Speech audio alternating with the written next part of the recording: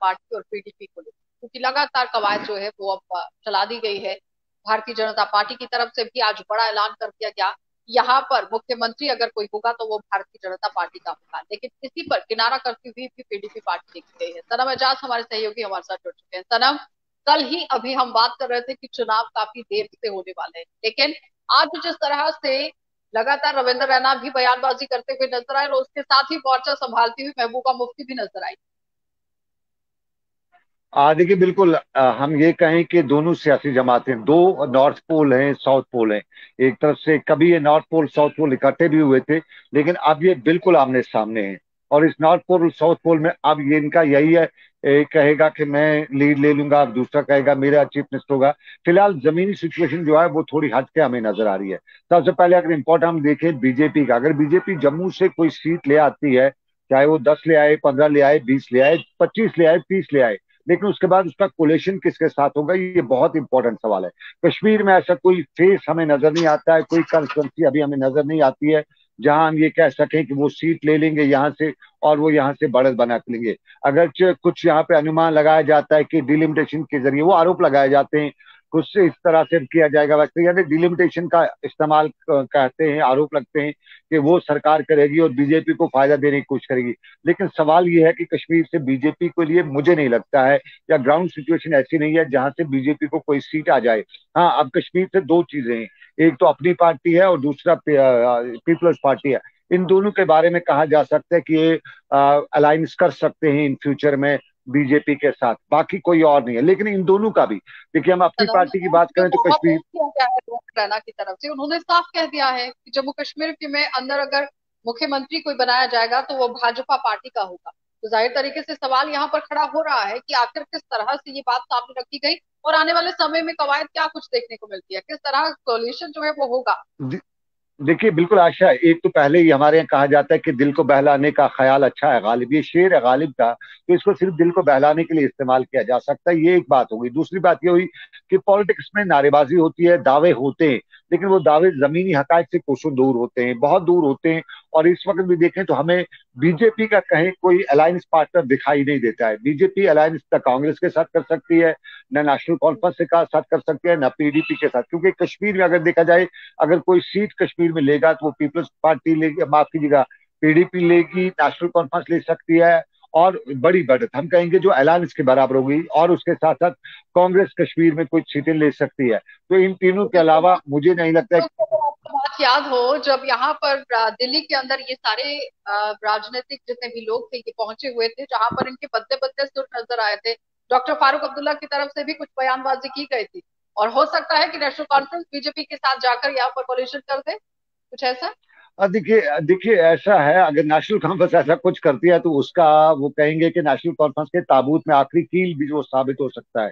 इस वक्त जो सिचुएशन बनी है 5 अगस्त के बाद, 5 अगस्त 2019 के बाद, उसके बाद जो रीजनल पार्टीज में बीजेपी और पीडीपी और नेशनल कॉन्फ्रेंस है, इनके लिए बीजेपी के साथ जाना बिल्कुल वो होगा कि इनका अपना जो बेस है वो टोटल खत्म करना।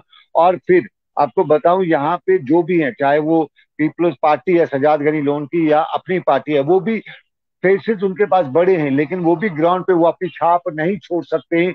उसकी सबसे बड़ी वजह यही है कि उन्हें कहीं ना कहीं बीजेपी के साथ जोड़ के याद देखा जा रहा है। तो बीजेपी एक बड़ा इस वक्त कश्मीर में जो है, कश्मीर में एक लगभग 45 के करीब जो सीट बनने वाली हैं आने वाले समय में, जिस तरह बताया जाता है कि 45 सीटें यहाँ पे बनेगी, तो 45 में नहीं लगता है कि यहाँ पे कोई बड़ी जो है बीजेपी, या बीजेपी उतनी सीटें ले जाए, कोई ऐसी सीट ले जाए जिससे वो जम्मू का, और जम्मू में भी हमारे पास जो आंकड़े आ रहे हैं, जम्मू में भी बीजेपी फुल मेजोरिटी नहीं ले रही है, कांग्रेस भी वहां छाप। पार्टी को लेकर कोई बातचीत ना की जाए, सिर्फ और सिर्फ यहाँ पर दौड़ जो है वो कुर्सी की। देखिए सवाल कुर्सी का है, यहाँ पे बीजेपी जो बात कर रही है वो कुर्सी की बात कर रही है। नेशनल कॉन्फ्रेंस फिलहाल खामोश है। नेशनल कॉन्फ्रेंस यूं लगता है आने वाले दिनों में पीडीपी के साथ अलायंस में होगी। और मेरे पास जो जानकार खबरें पीडीपी की और नेशनल कॉन्फ्रेंस अंदर की दे रही है, इस वक्त एक अंडरस्टैंडिंग हो रही है, मेमोरेंडम ऑफ अंडरस्टैंडिंग हम जिसे कहेंगे, वो बन रहा है नेशनल कॉन्फ्रेंस और पीडीपी का। और अगर इन दोनों का प्री पोल अलायंस हो जाता है तो फिर यहाँ पे मुझे लगता है स्वीप हो जाएगा नेशनल कॉन्फ्रेंस और पीडीपी का, अगर इनका अलायंस हो जाता है। तो फिर ये वो तो नेशनल नहीं होगा, बीजेपी अगर बीजेपी कोई के रथ को रोकने के लिए जितने भी विपक्षी नहीं, दल हैं वो एकजुट पे नजर आएंगे। देखिए, इस वक्त कश्मीर में बीजेपी की बेसी नहीं है, हम ये कहें। उनके साथ लोग हैं, कुछ लोग हैं जिनका 150 वोट है। और इस तरह के अगर वो जो है जाएं किसी कॉन्स्टिट्यूंसी में, तो मुझे नहीं लगता है वो 500 वोटों से या 1000 वोटों से ज्यादा ले जाएंगे कश्मीर में। मैं बानियाल टनल की इधर की बात कर रहा हूँ, उधर का आपको हाल मालूम है। तो कश्मीर टनल के इधर जो 45 के आसपास सीट्स थे, इन रविंद्र सीट्स रैना यहाँ पर में पूरी तरह से दावा पेश कर चुके हैं। देखिए, मुजफ्फर रविंद्र रैना जो है वो दावा करेंगे, वो उस पार्टी के अध्यक्ष हैं स्टेट के, और उनके इस तरह के दावे जो हैं वो सिर्फ वो ख्याली पलाव भी हो सकते हैं, और साथ साथ में एक पॉलिटिक्स हो सकती है। उसके अलावा उसमें कुछ दम नहीं है, ग्राउंड पे ऐसी कोई सिचुएशन नहीं है। हम अगर इस वक्त कहीं तीन बड़ी पार्टी, अगर कश्मीर से भी कोई अलायंस बनता है या सरकार बनती है, तो वो अकेली ना पीडीपी ना एनसी की बन सकती है, बल्कि कहीं ना कहीं उन्हें किसी और पार्टी का सहयोग भी चाहिए, जो इस वक्त बीजेपी स्ट्रक्चर को रोकने के जम्मू। लिए, भारतीय जनता पार्टी के मुख्यमंत्री को रोकने के लिए नॉर्थ पोल और साउथ पोल एक हो जाएंगे। देखिए, वो एक वक्त था, उस वक्त बीजेपी और पीडीपी भी एक साथ हुए, ये भी नॉर्थ पोल और साउथ पोल थे। और इस वक्त भी नेशनल कॉन्फ्रेंस और पीडीपी इस सारी सिचुएशन से निकलने के लिए, जिससे वो जो इस वक्त परेशान हैं, जिससे उनकी सियासत बिखर रही है, उससे निकलने के लिए वो इकट्ठे हो रहे हैं और हो भी चुके हैं। देखिए, गुप्कार अलायंस उसी की एक कड़ी है। गुप्कार अलायंस में तो वही है कि वो इकट्ठे हुए हैं। और अभी हमारे पास, मैं आपको कहूं कि हमारे पास ऑथेंटिक सोर्स से ये खबर कर रहे हैं कि आने वाले इलेक्शन में इस वक्त गुटबंदी नहीं हो रही है, बल्कि नेशनल कॉन्फ्रेंस और पीडीपी एक पेज पे है। हाँ, अभी उमर अब्दुल्ला थोड़ी डिफरेंसेस वहां पे रखे हुए हैं। फारूक अब्दुल्ला इस वक्त पूरी तरह से महबूबा मुफ्ती और उमर को बता रहे हैं कि आप दोनों इकट्ठे इलेक्शन लड़िए, अलायंस में लड़िए, और ताकि ये जो सिचुएशन यहाँ पे बनी हुई है उसमें।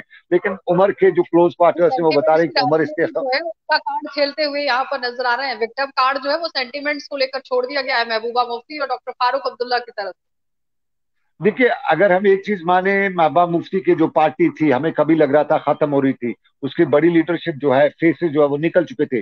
लेकिन जो पिछले 1-2 महीने से हम सिचुएशन देख रहे हैं, महबूबा मुफ्ती बड़ी क्राउड पुलर भी है, और उसको एक बड़ा सपोर्ट भी यूथ यूथ का मिल रहा है। तो कश्मीर का यूथ, आज हम राजौरी पुंछ को देख रहे थे, वहां पे भी उसको अच्छा खासा सपोर्ट मिलता हुआ दिखाई दिया। तो यूं कह सकते है। हैं कि नेशनल कॉन्फ्रेंस के बाद अगर कश्मीर में कोई पार्टी दूसरी है, वो पीडीपी इस वक्त जम के आ रही है और वापस बाउंस बैक कर रही है, और बड़े जोर से बाउंस बैक कर रही है। खासतौर पे जो युवा जो है, इंटेलेक्चुअल क्लास जो है, वो पीडीपी को ज्वाइन कर रहा है, सपोर्ट कर रहा है। तो ये जो है, मुझे ये लगता है कि आने वाले वक्त में पीडीपी को हम कम ना तोले, हम पीडीपी को बराबरी सामने पलड़े की के में डाल बोलने के। वाली है, मतलब चाहे भारतीय जनता पार्टी की बात करें या फिर नेशनल कॉन्फ्रेंस की या फिर पीडीपी या उसके साथ ही कांग्रेस पार्टी की और भी अन्य पार्टियां, जिस तरह से पीपल कॉन्फ्रेंस सामने आ चुकी है, अपनी पार्टी सामने आ चुकी है, सीपीआईएम के नेता लगातार बयानबाजी कर रहे हैं, और भी यहाँ पर अलग अलग पार्टियां जो है वो बनाई जाएगी। तो अब देखना ये होगा कि विधानसभा जब चुनाव होते हैं तो कौन सी पार्टी उभर कर सामने आएगी, क्योंकि दावे देखिए तो पेश आशा, किए इसमें गए। इंपॉर्टेंट आशा इसमें यह है कि चुनाव कितना देरी से होता है। अगर जितना चुनाव जल्दी होगा, तो उसमें कुछ ना कुछ बीजेपी को फायदे मिल सकते हैं, क्योंकि इस वक्त सरकार भी है। लेकिन जितना चुनाव देरी से होगा, उतना जो ग्राउंड पे है, पब्लिक को थोड़ी सी रिजेंटमेंट इस वक्त दिख रही है बीजेपी के खिलाफ, उस पर और ज्यादा वो है। क्योंकि बीजेपी भी यहाँ डिलीवर नहीं कर सक रही है। सरकार भी यहाँ किसी पैमाने पे, जिस तरह सरकार की उपलब्धि हम कहीं गिनते हैं, तो सरकार भी कुछ ज्यादा बड़ा डेवलपमेंट यहाँ कर नहीं रही है। तो उसको भी वो नेगेटिव जा रहा है। तो इस वक्त अगर देखा जाए तो नेगेटिव जा रहा है, जो भी सत्ता में है, चाहे वो बीजेपी है या सरकार यहाँ की है, सब इनके नेगेटिव ही जा रहे हैं। पॉजिटिव में अगर हो रहा है, जो विपक्ष के लोग हैं उनको मिल रहा है, उनको मौका मिल रहा है सरकार को या बीजेपी को क्वेश्चन सुनाने का। तो इस सारे के जी बीच सर। में इस वक्त हमें तो यही फिलहाल बहुत बहुत इस धन्यवाद जुड़ने के लिए। तो आपने देखा कि सनम एजाज हमारे सहयोगी हमारे साथ जुड़े हुए थे, जो हमें बता रहे हैं कि किस तरह से अब पॉलिटिक्स जो है वो जम्मू कश्मीर केंद्र शासित प्रदेश के अंदर बनती हुई नजर आ रही है। लेकिन अगर जल्द ही चुनाव होते हैं तो फायदा भारतीय जनता पार्टी को होगा, इस तरह से बात यहाँ पर सनम की तरफ से कही गई है। लेकिन अगर देरी होती है तो कहीं ना कहीं रीजनल पार्टीज जो है वो इसका फायदा उठाती हुई नजर जरूर आएंगी। अब देखना ये होगा कि झोली में किससे यहाँ पर सरकार जो है वो जाती हुई नजर आएगी। कहने का मतलब ये है कि पार्टी कौन सी बढ़त बनाएगी और कौन सी सीट पर आकर काम, आप देखते रहिए।